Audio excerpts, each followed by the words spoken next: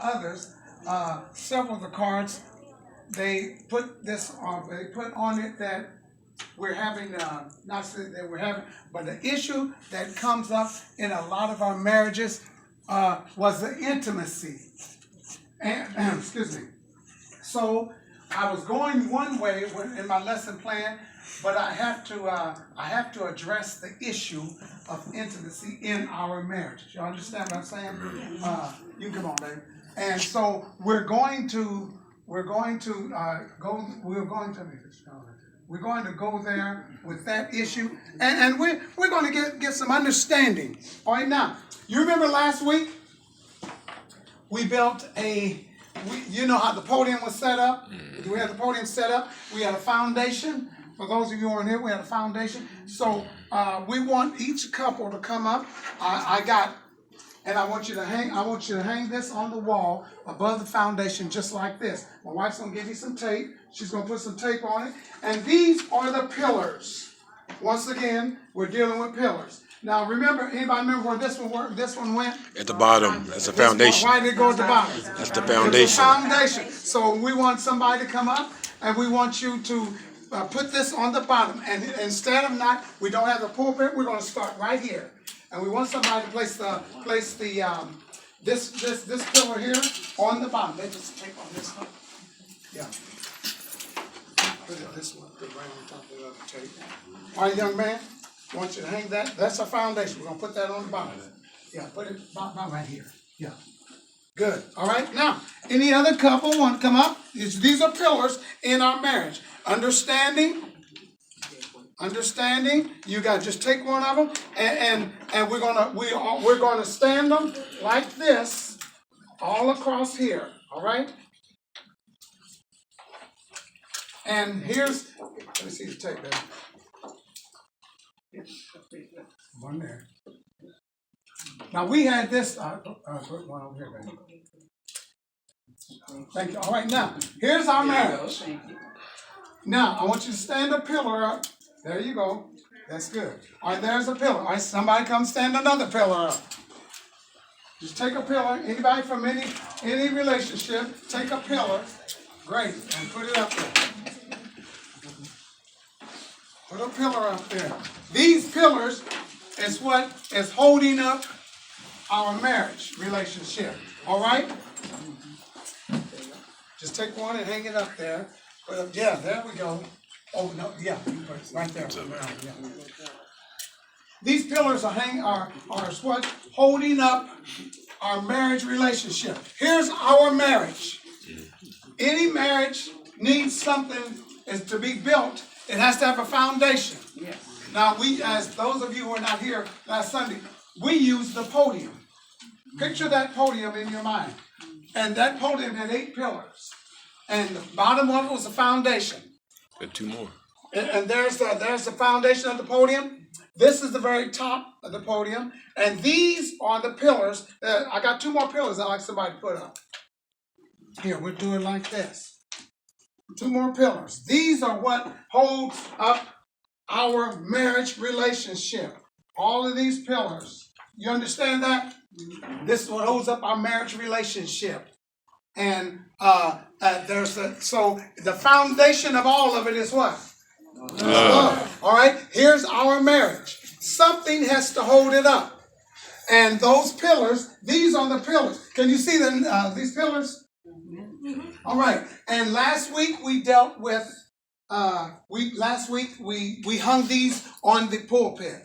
We hung them on the podium. So you saw the podium and you saw the foundation, which was the love. You saw all the pillars that were there, and our marriage is up top. This is sacred. And you know that podium is sacred, isn't it? Oh, yeah. Yes. There's some seats up here. That podium is sacred. Everything doesn't step up there to that podium, does it? And y'all know what happens if somebody steps up that podium my pastor's up there? They don't get to it, do they? I seen it one time. One man made it to the pulpit, but they took him out like a piece of luggage. Sure.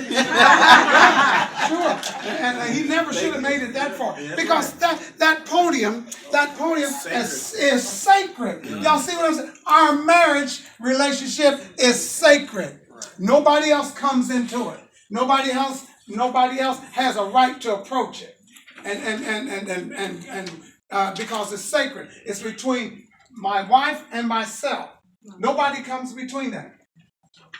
Who? Oh, I think Tracy is calling. I think you're supposed to be in the other class. Leave your pen in your car. This is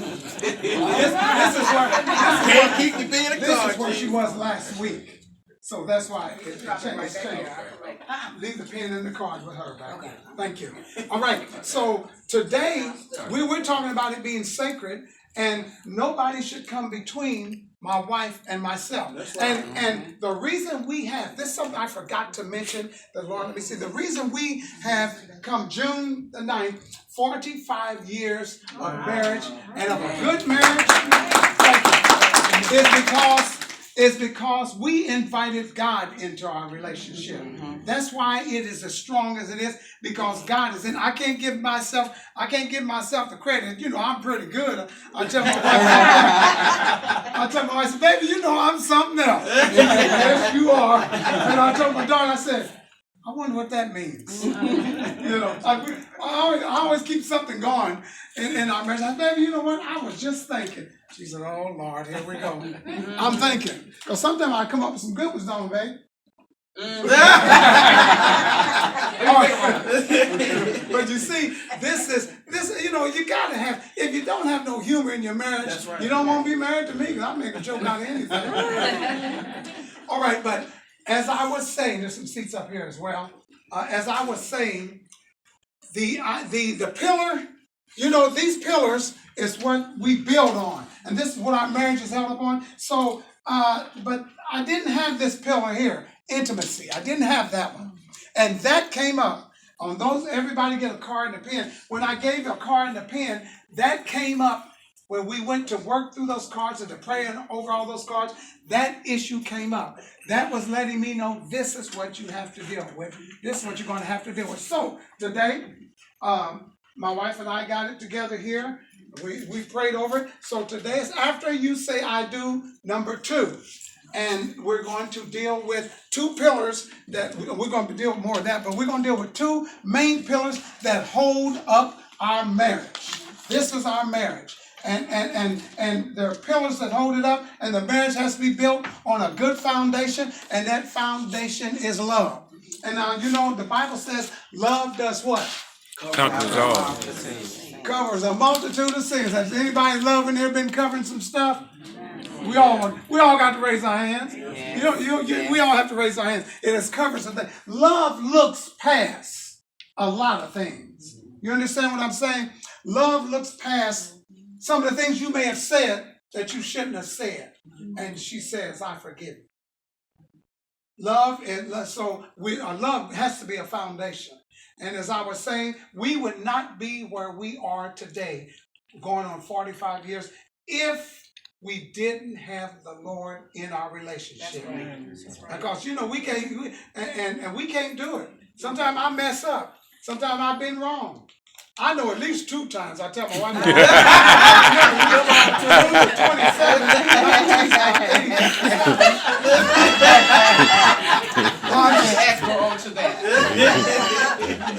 But you understand what I'm saying?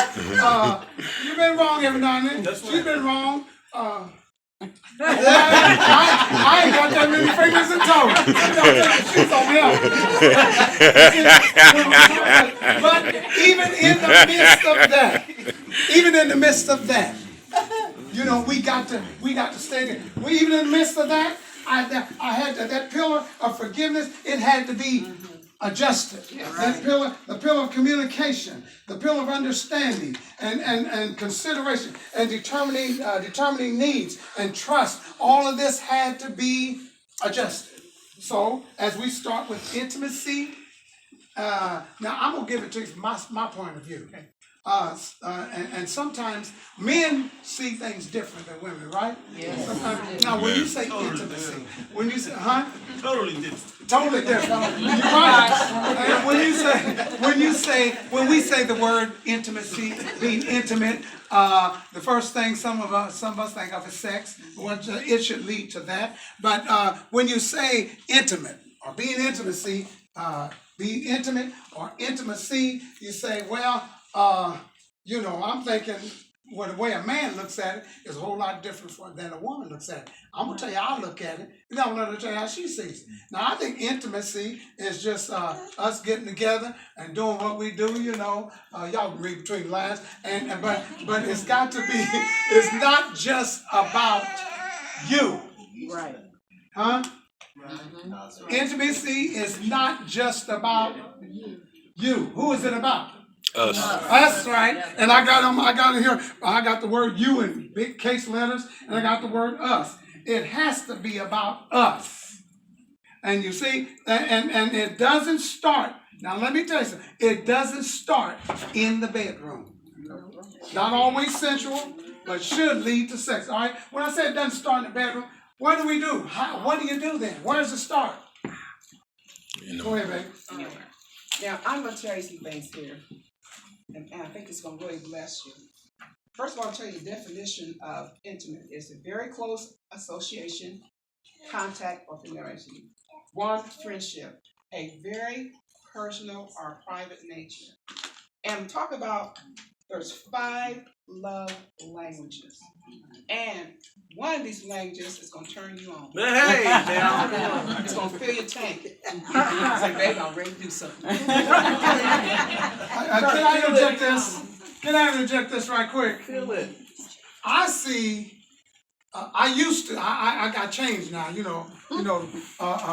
I changed. But I used to see intimacy as bam, bam, thank you, ma'am. See you later on. Y'all get it? That's where I used to see it. But until my wife got to reading about things, I told you she was 18, I was 20 when we got married. We didn't know nothing, you know. But I know, and then she started reading the books. Whoever wrote that book, and I see them, I'm gonna have to. No, that book was a blessing to us. It blessed us because it worked. It worked for us, you know. I thought we just getting on. That's all you need to do. But more than that, like I say, it's not just about you. That's right. It's about us. That's right. Intimacy means that we both have to be satisfied together or pleased. You understand? All right, baby, go ahead. The first one is words of affirmation. Sometimes you just want somebody to say something nice to you. Yes, right. You know, you go throughout the day, you at work, come home, or you're at home and your husband come home, whatever, and you want to hear some good words. Mm-hmm. Saying something nice. Now, I'm going to tell you 5 of them, and each one of them will connect with someone. But it says words that build up, words that speak positive to you. You know, by saying, baby, you sure look good. Watch out. You wearing that dress. Or, baby, mercy. You know, saying something good, saying something encouraging. You know, we all need to have encouraging words. If your husband going through something, you see it, say something encouraging to him, build him up. You know, death and life in the power of the tongue. That's right. If you don't want your husband or your wife to feel bad, speak good words. That's right. If you want good things in your future, speak good words. That's right. You have today what you said yesterday. What you have today in your marriage is what you talked yesterday. That's good. So if you want to change how you feel about your husband, you want to change the results, say something good. Say something good. Find something good. Where he's the shoes shine, he cut the grass good, something good. Because sometimes in marriage we say things, it gets negative things. We say a lot of negative things. That's true. Why not change it? That's true. You know, because that might be the thing that turn him on and turn her on by saying good words. Words affirmation. Second one, quality time. That's a big one. Yeah. That's a big one. What is quality time? Spending time with each other. Paying each other attention. Oh. That's quality time. Can I interject this in there? Our quality time sometimes with us, my wife goes to the grocery and how many times? Tell my business. We can't pass Walmart without I gotta stop and get this. You know. But quality time with us is the day that she's off work and she said, I'm going to the grocery and I'm going here. Right. And that is to me to go get in my car and say, well, all right, baby, I'll go with you. you know, and just be with each other. Right. Y'all remember I mentioned last week about how just another way to be intimate with one is just holding hands. Yeah. Enjoy each other, because ain't nobody in our house but me and her.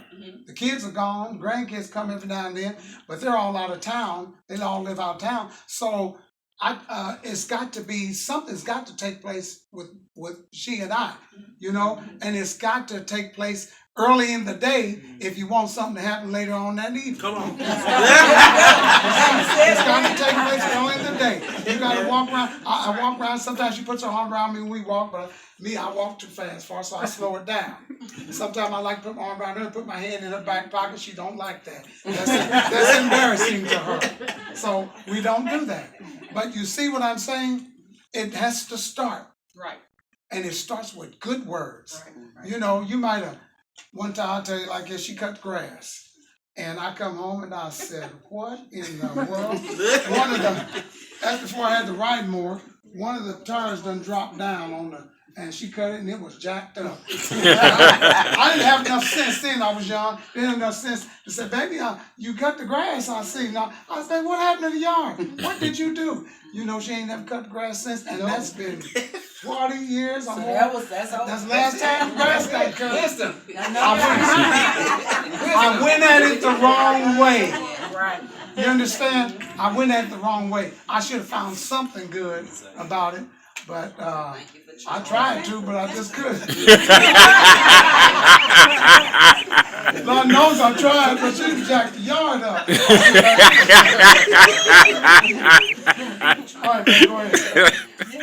In quality time, say you're out for dinner. Everyone's business. Or out for lunch. It could be cell phones. Yeah. You're not paying attention to each other. Yeah, that's true. So say, oh wait, hold on a minute. Yeah, I'm looking at it like. Right. That's it. Go back, you know, because I want all attention. Right. So this is our quality time. Right. So we have quality time. Make it that quality time. Yes. You know, because I read this said you can tell the difference between a dating couple and a married couple. Wow. A dating couple, they all into each other. Oh, baby, yeah. Right. Married couple. Wait a minute. Everything going around. Did you see a little bit? Did you? Still pay attention to each other. Yeah. Right. That's not quality time. That's not quality time at all. But your quality time is just me and you. That's right. Now, also, if you're going somewhere and you want to go with you, that's quality time too. That's right. You know, he pays attention to his baby. I'm going with you. You know, say you're at a party and you'll be sitting there by yourself, and he's saying, "I don't want to go to that." No, take time to go with her. That's quality time. Everyone's quality time may be different. It might be dinner, it might be lunch, it might be a family activity, it might be sitting on TV, sitting on home and watching TV together. And men, don't do this. Don't do this. When she says, "You take my quality time, I want to talk to you," and game's on. Now, women. now, I'm saying now, women, that's wrong time. But now, that's wrong time to talk. I understand. But if it's something else other than a game that he already told you he's gonna watch, turn that TV off and listen. I tell my husband, he be washing the car and stuff. I'm trying to talk. He's moving around. I can't stand that.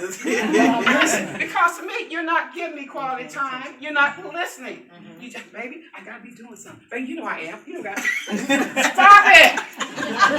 Listen to what I'm saying. Give me that quality time. You know, that fills my tank up.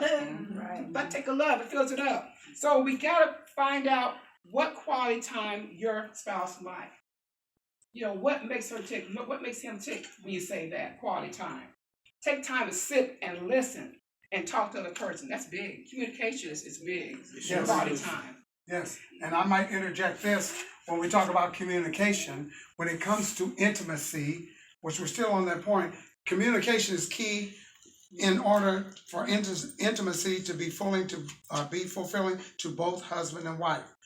This communication, and I put must in big letters, must be between husband and wife. Not your mama, That's good. not your friend, not your sister, not that grown child you got living in your house, getting in the way with their opinion. You know, some of us got some grown kids at home. I ain't got none, and they can come, but they can't stay. You know what I'm saying? Because they get real comfortable at home, and then they come back home and they bring some baggage. They got Johnny with them, and then they got Smokey, the dog.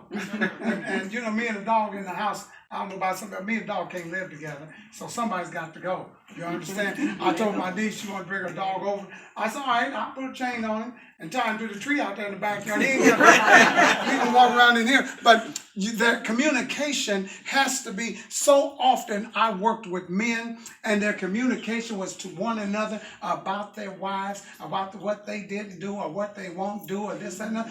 Well, I thought to myself, I wonder if you told her. Community, y'all, this pillar here, this pillar is, where's it at? We got it here. Second one, the blue one. Oh, yeah. This pillar is going to help hold this marriage up. You got to do that. And when it comes to being intimate, communication is key. You got to speak her language. She's got to speak your language. You got to know what she don't like and what she does like. Baby, that ain't working. This ain't working. You got to know that. Because if you don't know, you do like me, you're doing the wrong thing. You know? And one person gets satisfied and the other's frustrated. That's key, communication. Now, in quality time, you build this trust too, because you get to know each other. The emotional part of it is building up, because you're spending time with each other, you're finding out what you like, what you don't like. So that trust is really building up in quality time. And I want to skip over to gifts. This is number 3. We all like gifts. When you give someone a gift, you are letting them know that you thought about them. You know, it could be an expression of love. It's something that she or he may like, maybe a pair of socks. My husband likes those crazy socks. So I might bring a pair of socks home to him. You know, that's maybe my gift to him. Show that, hey baby, I thought about you today. It might be baking a cake for him, you know, or baking a special pie for him. Something that they like. Giving gifts. Everyone likes to receive gifts. So that's another love language. And gifts are a visual symbol of love. You know, just something to say, babe, I thought about you today. You know, hey, you're my boy. Yes, ma'am, I know it. So I bring him a lot of things home from I work at Von Mar, so I bring a lot of things home to him. And he's so spoiled. He get a lot of gifts. Yeah, but you know, I'm not gonna let her put that on me. She's spoiled too. That's just, if I found out that you treat her like a queen, she'll treat you like a king. That's it. And ain't nothing wrong with spoiling your wife if you can do that. And but sometimes Sister Thomas spoils real easy. I started doing the laundry, and I guess I've been doing it for the last 20 years. And yeah, I started doing laundry. You know, spoil each other like that. But she can cook anything you can think of, she can cook it. So my son tells me I'm a slave to something to eat. So I said, well, I'll do whatever it takes. I clean the house. Sometimes she come on and say, baby, look here. Look at me. I clean that oven. Oh, all right. Because she didn't even notice it. And, you know, I do housework.